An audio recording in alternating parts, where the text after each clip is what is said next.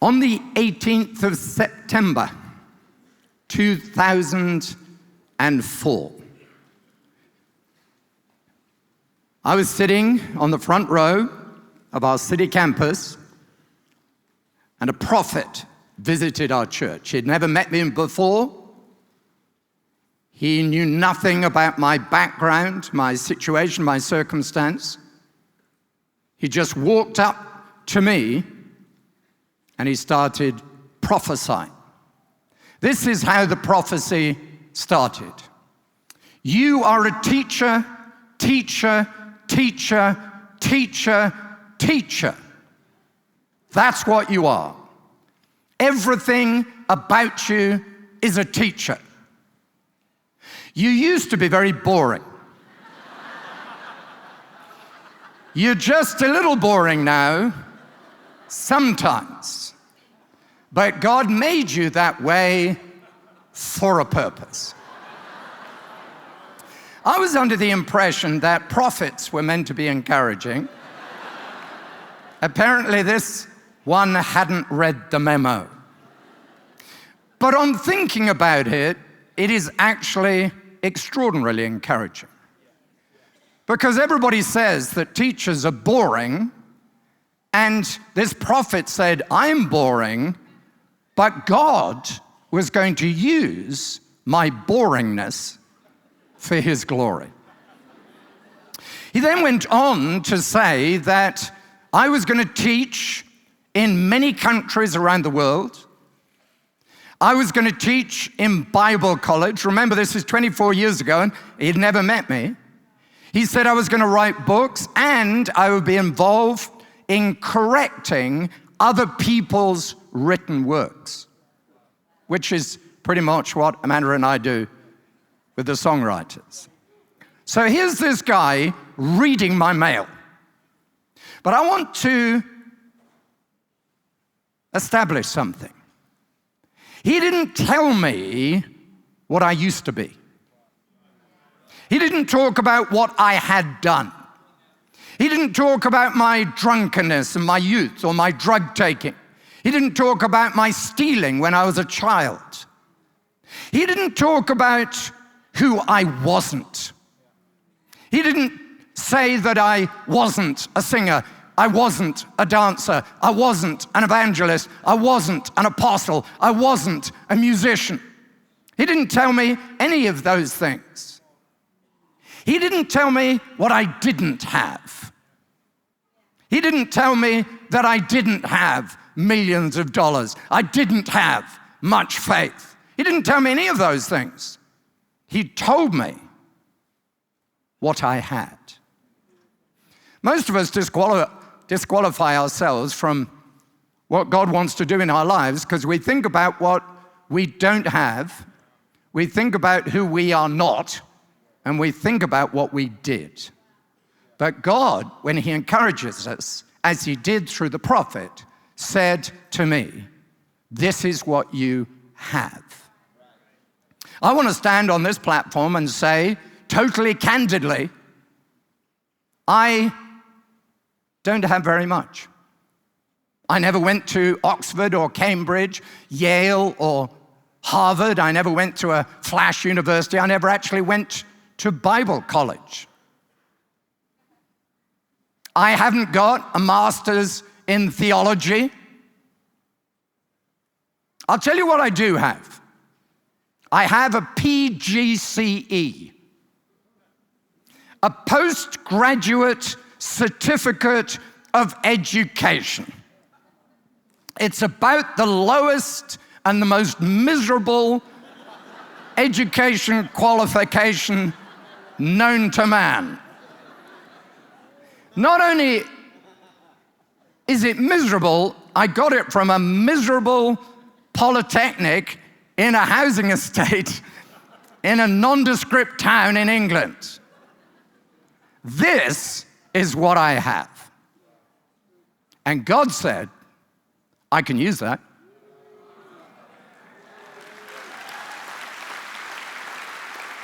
This message is entitled, I Have a P.G.C.E.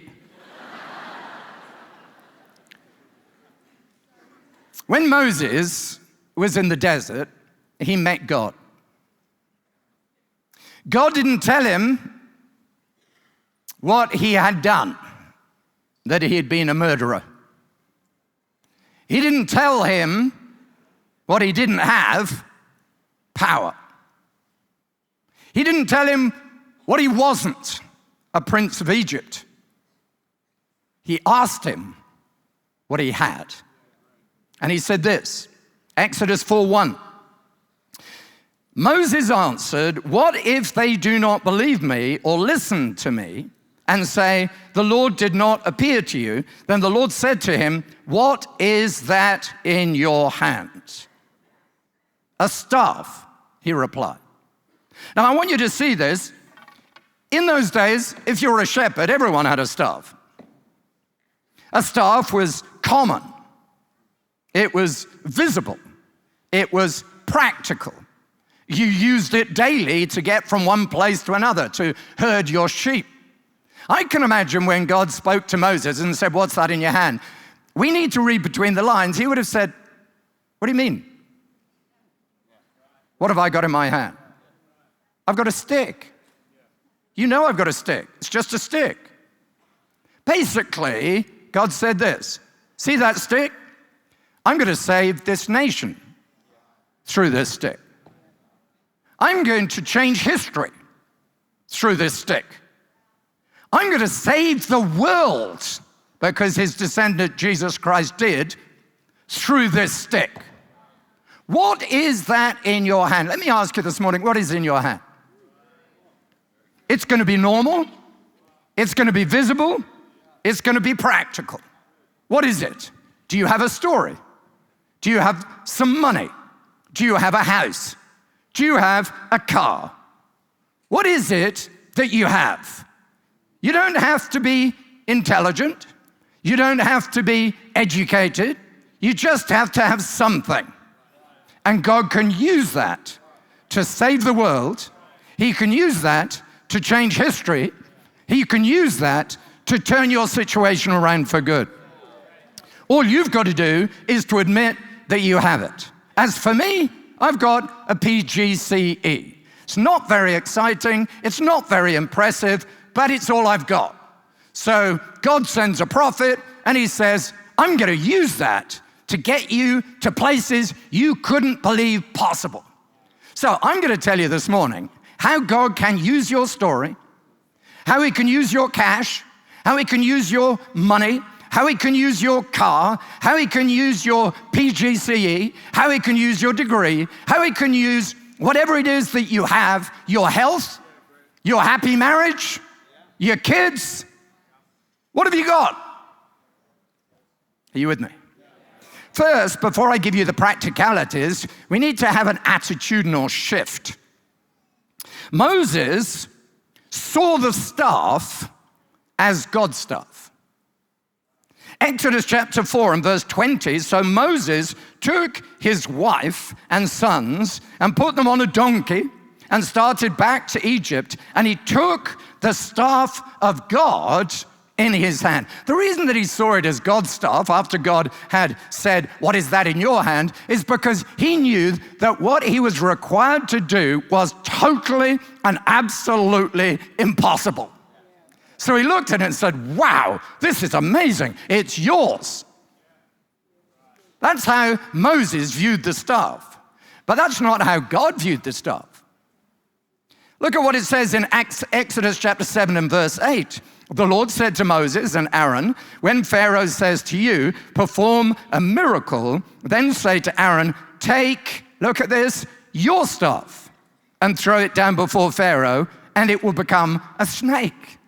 God knew that what he had required Moses to do was perfectly possible, and so he didn't see it as his staff, he saw it as Moses' staff.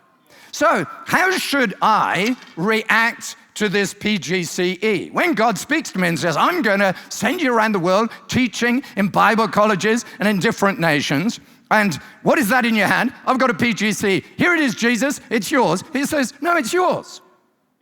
Well, actually, both are true. It is God's, but it is also mine. God and I are in partnership. So in Exodus chapter 4 and verse 17, it says this, take this staff in your hand so you can perform the signs with it. This staff. This is not God's P.G.C.E. It's not my P.G.C.E. It's ours. We've got this together. Your car is not your car. It's not God's car. It's our car. You and God. What are you going to do together with what you have? What's God going to do with your education? What's God going to do with your car? What's he going to do with your family, your finances? We together are working on a miraculous thing. He's going to use this P.G.C.E. to do miracles. So that's an attitudinal shift. You've got to actually say, this is our car. So you get in the car tomorrow morning and you drive to work or wherever you're going and you say, so Jesus, what are we going to do with our car today? What are we going to do with it? What should I do with this money? This money, our money. What are we going to do? Well, let's have a look at how we normally react when God gives us something and asks what's in our hand. Let's have a look at how Moses reacted. Exodus chapter 4 and verse 1.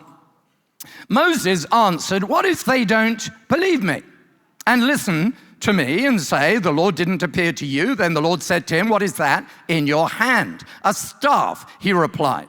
The Lord said, throw it down on the ground. Moses threw it on the ground and it became a snake and he ran from it. Now, verse 10.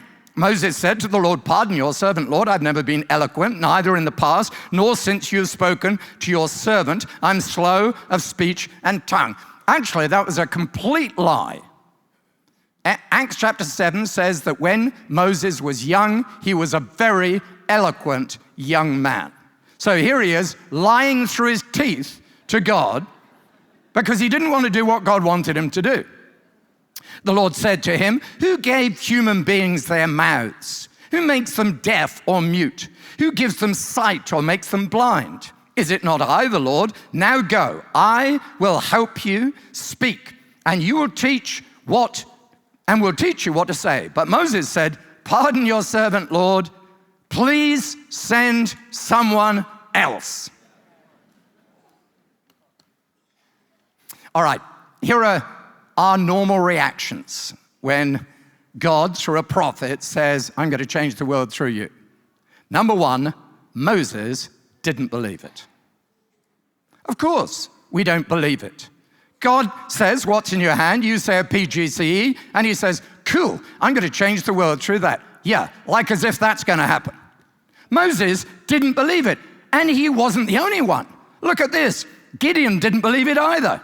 Judges, 6:15, pardon me, Lord, Gideon replied, but how can I save Israel? My clan is the weakest in Manasseh, and I am the least in my family. Moses didn't believe it. Gideon didn't believe it. I didn't believe it. I came from a small, inconsequential village in the south of England. I was educated in an inconsequential town in the middle of England. I am not the most important member of my family. I'm actually the least member of my family. All my siblings overachieved, and I was the youngest. So when God says, I'm going to use you, I didn't believe it. Hey, it doesn't matter too much. You don't have to have much faith. Some of you disqualify yourself because you think, I don't have enough faith. You only need a mustard seed. You only need a tiny, tiny bit of faith for God to use you. All you've got to do is say, could you possibly use this car? Yes, I can. Are you with me? So, you're in good company. Second thing we do, and Moses did. Moses didn't get it. Moses didn't get it.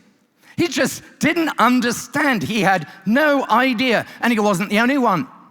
Zechariah in Luke chapter 1, verse 18, when God spoke to him and said, I'm going to save the world through your son, Zechariah asked the angel, how can I be sure of this? I'm an old man, and my wife is well along in years. Hey, don't disqualify yourself because you're too old. Don't say, I can't do it. Don't say, I don't understand it. Of course you don't understand it. Moses didn't understand it. Do you think when God said, what's that in your hand? Well, it's a stick. Oh, cool, I'm going to change the world. Do you think he got it? Zechariah didn't get it. I don't get it. I've never got it. You don't have to have much idea. I thought if God wanted me to be a missionary, I thought should train to be a doctor. So I went to medical school or applied to medical school, and everyone turned me down. And I thought, well, I can't be a doctor, so I can't be a medical missionary. But he didn't ask me to be a doctor. He said, what's in your hand? He said, you've got a P.G.C.E. I can use that. I still don't get it, to be honest. Are you with me? Number 3, Moses didn't like it. Moses didn't like it. He ran from it. And he wasn't the only one to run.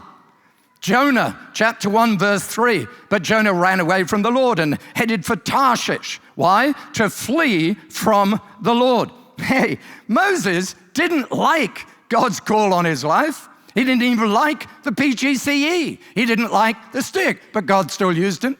God saved Israel through him. God saved Nineveh through Jonah. And amazingly, God has saved people through me. How he did it, I have no idea. All I've got is a P.G.C.E. I don't have much courage. Guys, you don't need courage. Just give it a go. I've got a P.G.C.E.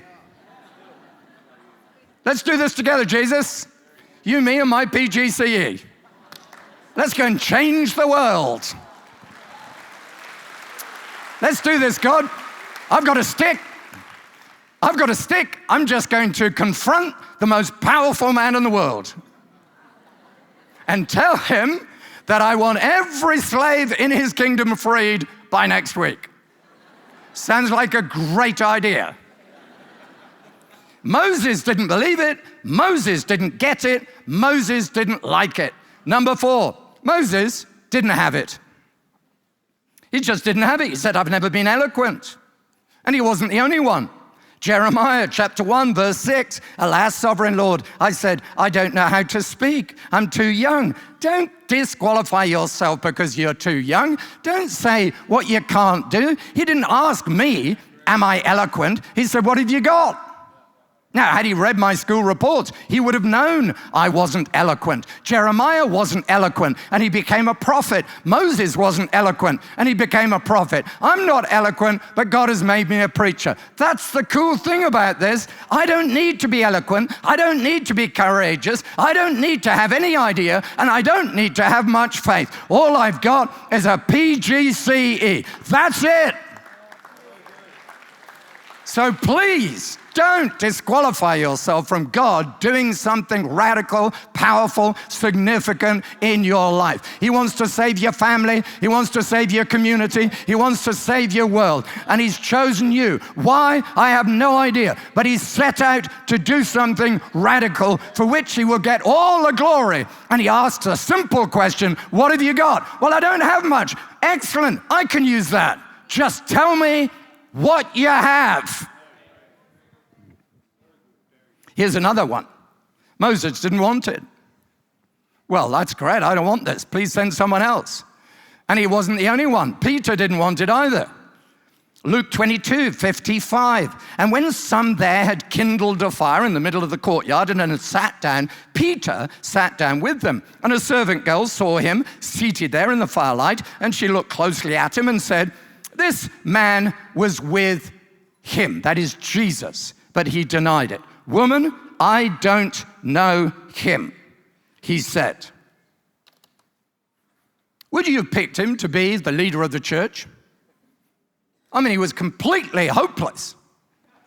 He had just denied Christ 3 times after serving faithfully with him for 3 years. And yet, within days, Jesus says, feed my sheep, feed my lambs. And in a couple of weeks' time, he's in charge of the entire early church. He wouldn't have even got to our Bible college. He wouldn't have filled in the forms. But he could fish. That's what he could do. He could fish. So Jesus said, cool, I can get you to be a fisherman. But you're not just going to fish, you're going to fish people. Well, I can fish. I got a P.G.C.E.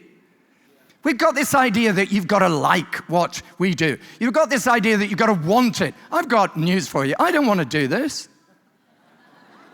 I know. We live in this positive atmosphere. Everybody's pumping each other up and saying, yeah, this is a want to church. Well, I've got news for you. I don't want to go to church every Sunday.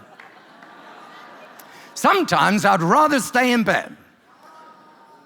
I know, you're all looking at me shockingly, but you like it as well. Well, I've got good news for you. You don't even have to want to do this, let alone like it. God is going to use you. All you've got to do is just to be a tad willing, just a little willing. And then he can use you. Getting the idea? Don't disqualify yourself because you've got weaknesses or failures or inabilities. We're in every single person that God chose in the Old and New Testament were complete and utter failures. All God asked them was, what do you have? What do you have? So what do you do with what you have? Well, I'm going to give you 5 simple bits of advice. Is that okay? Here we go. Is this helping anybody? All right. First bit of advice. Throw it down. Throw it down. Exodus 7:10. So Moses and Aaron went to Pharaoh and did just as the Lord commanded. Aaron threw his staff down in front of Pharaoh and his officials, and it became a snake. I love this. Once he discovered that God was going to use it, God said, throw it down. And it became a snake. I'm sure after that initial encounter, he practiced a bit. Came up in the morning and said, I wonder if this still works. Yep.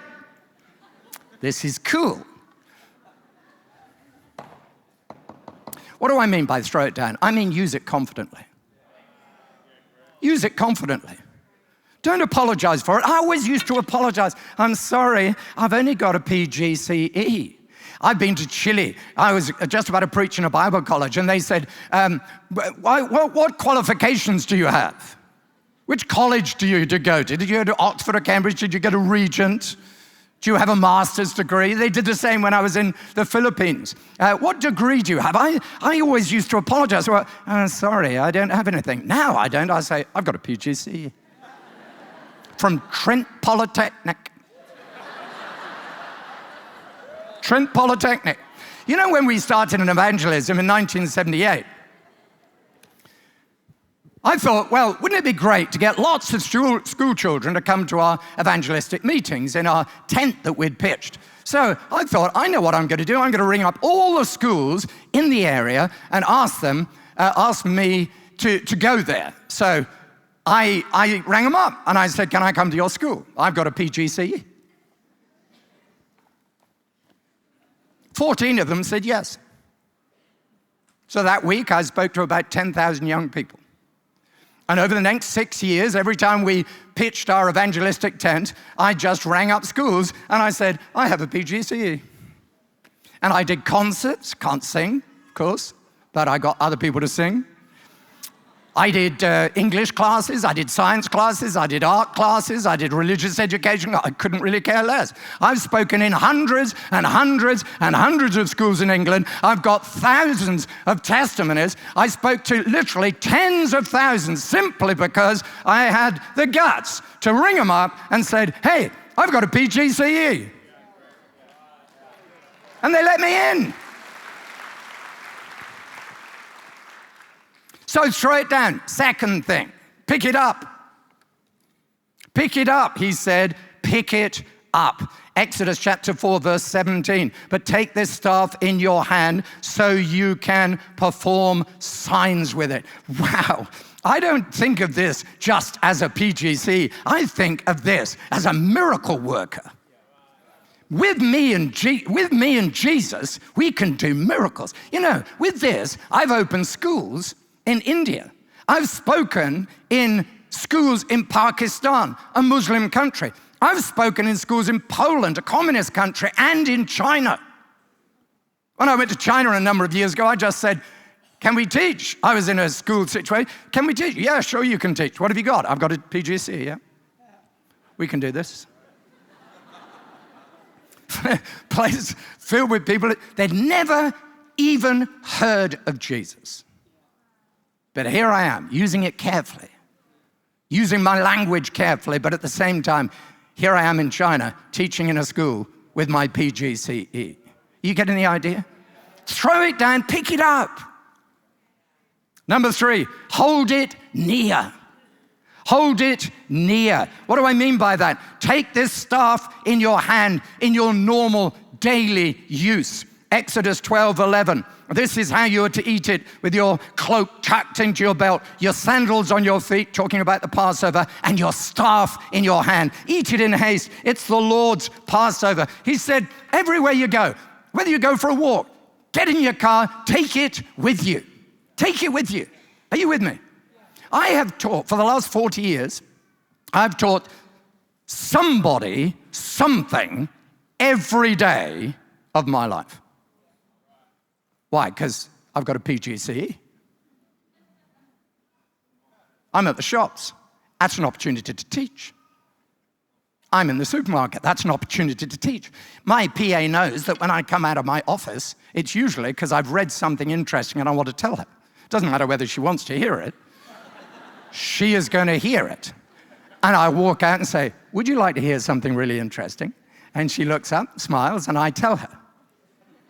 Because I've got a P.G.C.E. That's what I do. What do you do with your car? What do you do with it? I was in Germany a number of years ago when I used to hitch around Europe, and I just said to my friend who was a Christian, I said, watch this, I'm going to pray that so the next car stops and takes us exactly where we want to go. So watch this. Jesus, stop this car. Car stopped. Next car. Lady lets us in and then says, I'm a Christian. I've been praying this morning. How can I use my car for God? And now I discover that you are a Christian. She drove us 40 kilometers to where we wanted to go. And when she dropped us, I said, where do you live? She said, about 100 meters from where I picked you up. But she said it was such a miracle that I'd said, could you use my car, that I used my car. I wonder if every single one of us did that, how much we would disseminate the truth and the love of the gospel. Throw it down, pick it up, hold it near, stretch it out.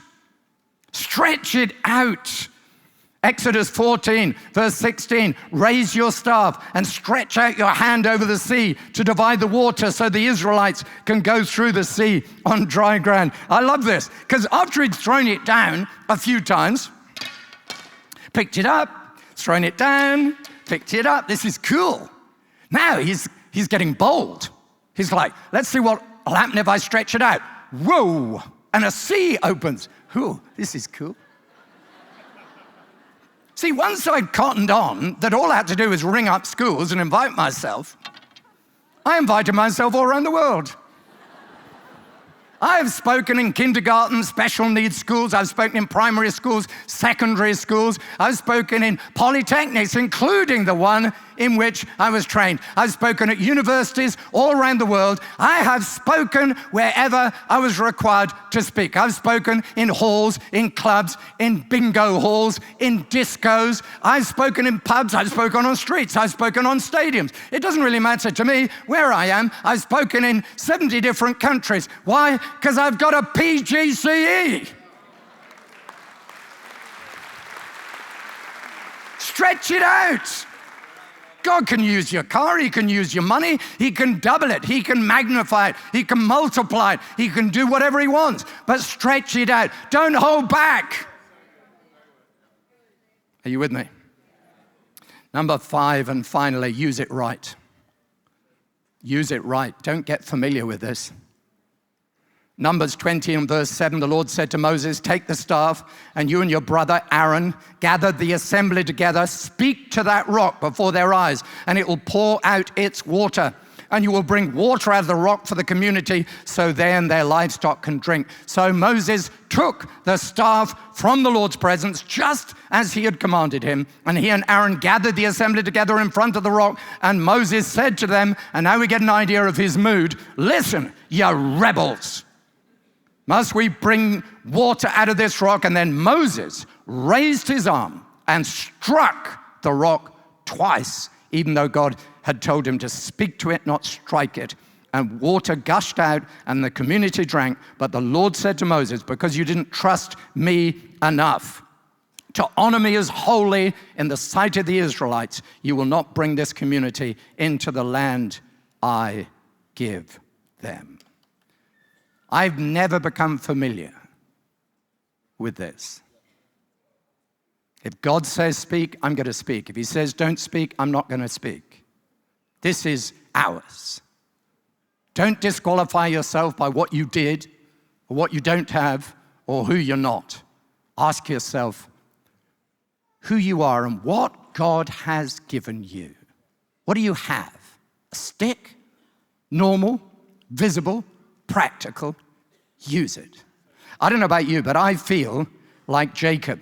You know, when I first came to Australia with my P.G.C.E., and incidentally, I preached this in the 8 o'clock service, walked out, and someone walked up, shook my hand, and he said, I also have a P.G.C.E. from Clifton Polytechnic in the middle. Same Polytechnic, same certificate in this inconsequential trading estate in Nottingham. He was there the year after I left. How bizarre is that? Anyway, I came to Australia with my P.G.C.E. to run a Bible college, which I'd never been to, be a principal, which I'd never been, and they asked me to be the chairman of the Pentecostal and Charismatic Bible Colleges Association, where all the principals of all the Pentecostal colleges gather together. Here they are. They can all speak Greek. They've all got theology degrees. They've all got masters. Many of them are doctors. And here I am as their chairman with my P.G.C.E. thinking, how did this work out? And then I remembered this scripture, Genesis 32:10. I am unworthy of all the kindness and faithfulness you have shown your servant. I had only my staff when I crossed this Jordan, but now I have become 2 camps. When I came to this country, I only had a P.G.C.E. I've still only got a P.G.C.E. And I'm thinking, what on earth am I doing on this platform? That's what Jacob felt. Look at how God has blessed me. I don't deserve this. And then it says this, Hebrews 11:21. By faith, Jacob, when he was dying, blessed each of Joseph's sons, and he worshipped as he leant on the top of his staff.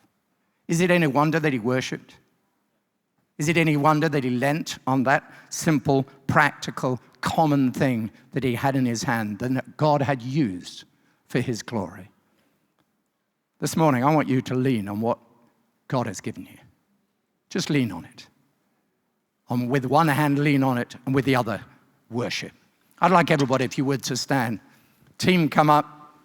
I want you to, just before Sam comes, Julia comes, whoever's going to come, they're going to talk to you about your individual journey, your personal faith. Got loads of time in the meeting, and we're going to talk about that. So this is not a time to move. This is a time to engage with God. This is when God speaks to us. But I want you to think about what you have. Let's find out what do you have? What do you got? Your job, a car, your children, a family, great team, a broken ankle. Look, if he can use a boring teacher, he can use your broken ankle. A house, your neighborhood, your willingness. I want you to hold on to it with one hand, lean on it, and put the other hand in the air. And we're going to worship just for a minute like Jacob did and say how kind you are, how kind you are, how kind you are that you could use us with our little things and make a difference. Come on, church, raise your voice, raise your hands, raise your heart.